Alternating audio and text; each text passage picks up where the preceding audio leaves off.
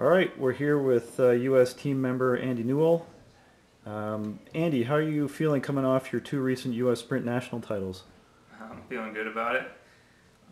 It seems like we didn't do the Tour de Ski this year. It's a really cool event. I'm hoping to do it sometime in the future, but the U.S. team opted not to do those sprints, so we returned home to get in 2 weeks of really good training.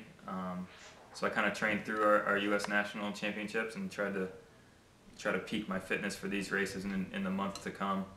But I was feeling good in Houghton. Snow conditions were great.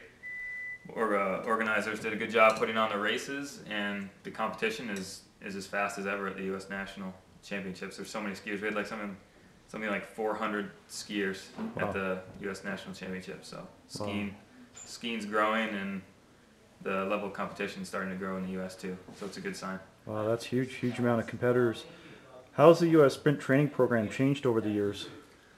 I think the biggest thing the U.S. Sprint team has been doing over the past couple of years is just trying to be more professional on our approach to training specifically for sprint, and just trying to get the most out of every workout we can when we're together.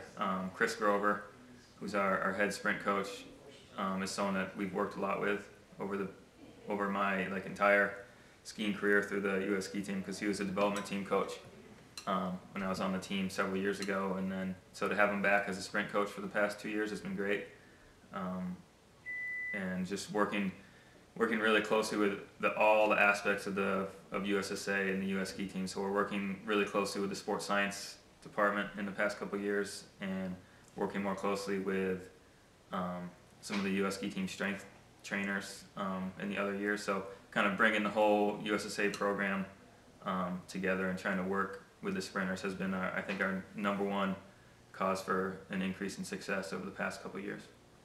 Awesome. You've been doing really well internationally recently with a sprint third in China and sixth overall in the sprint last year. How has this impacted you? Well, I guess anytime you can be on the podium, that's a big step forward. And I'm looking to hopefully be on the podium at least another 1 or 2 times this year. Hoping to get on the podium in at least one race coming up this next week is the major goal of the season for sure. We've been trying to focus on these races specifically as a good point in the season to try to peak and try to carry that peak on through the end of the season.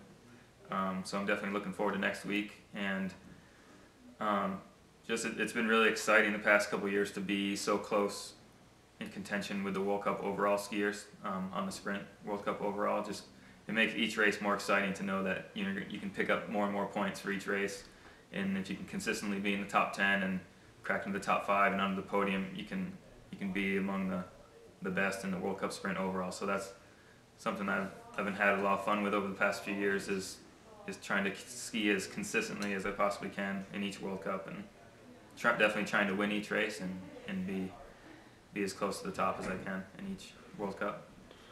Here in Canmore, we were at a little bit of elevation. Do you notice any elevation? I came straight from my house, which is pretty much at sea level in Vermont, so I can notice it a little bit, but I think it's just under the range that it won't affect our racing too much.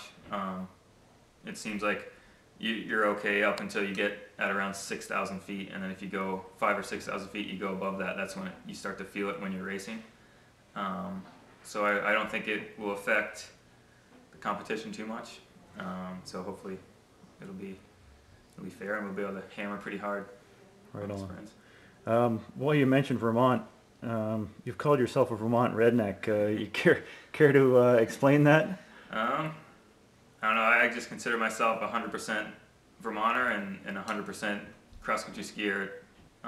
Cross-country skiing has a pretty rich heritage in Vermont, with so many great skiers, international ski racers coming from Vermont over the years. And yeah, I'm just a Vermont skier, 100% skier. I don't come from any kind of other, I'm not a good runner. I'm not a good cyclist. Don't take part in any of these other sports. I'm 100% cross-country skier and proud to be from Vermont. Well, right on. And surfing, skateboarding. Well, those are the only other ones. It's got to be tough surfing in Vermont. Gets chilly. You got to head over to New Hampshire. Right on. Okay, well, thanks for your time, and good luck in the racing for the upcoming week. Thanks. All right, thanks.